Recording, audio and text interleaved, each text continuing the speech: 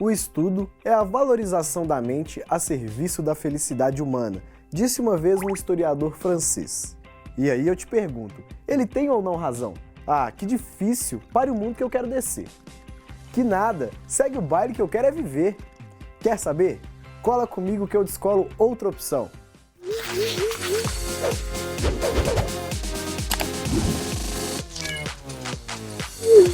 Ah, mas é que o Matheus começou com uma frase filosófica e nunca tinha sido assim. Tá vendo como você só me bota em cilada? Segue o baile. Bora despertar essa mente e melhorar o mundo? Topa! E não dá pra convencer ninguém sem bons argumentos, concorda? Demorou, mas chegamos à fase de como construir a argumentação. Mas o que seria argumentar?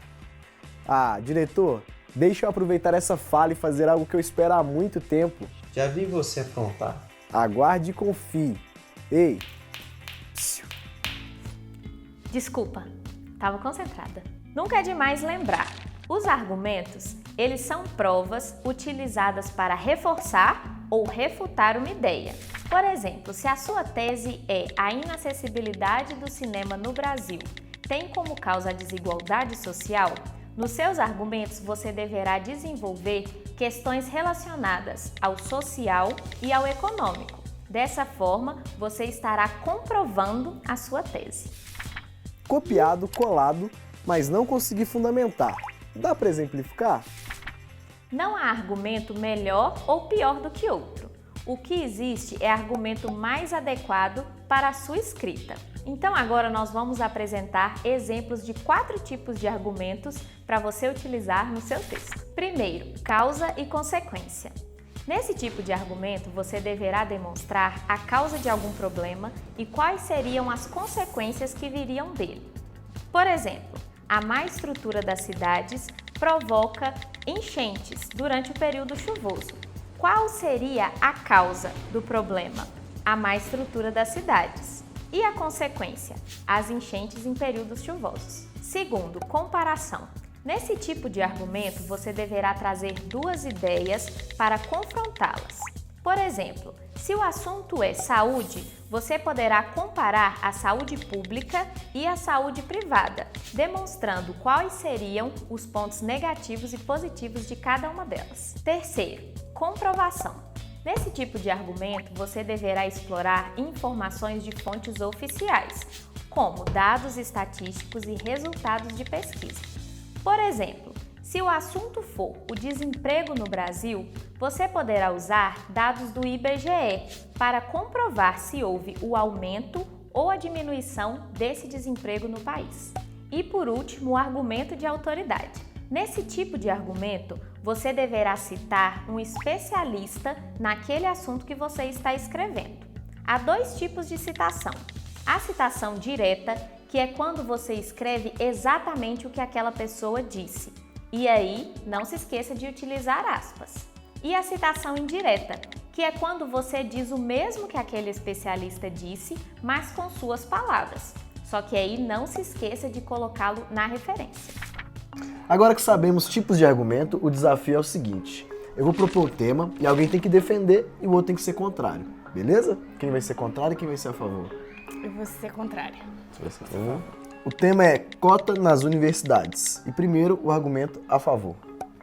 Eu sou a favor das cotas nas universidades, porque muitas das vezes elas favorecem aqueles que não tiveram tempo de estudo apropriado. Vou pegar, por exemplo, as cotas raciais. Se a gente pegar os dados, a quantidade de brancos em escolas particulares são maiores que negros.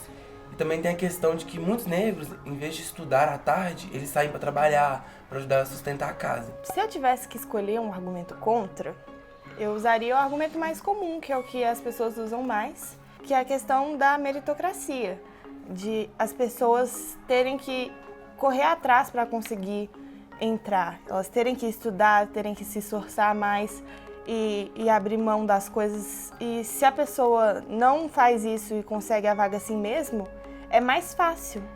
A gente vai apimentar um pouquinho o jogo e vamos inverter. Agora você vai ser contra e agora você vai ser a favor.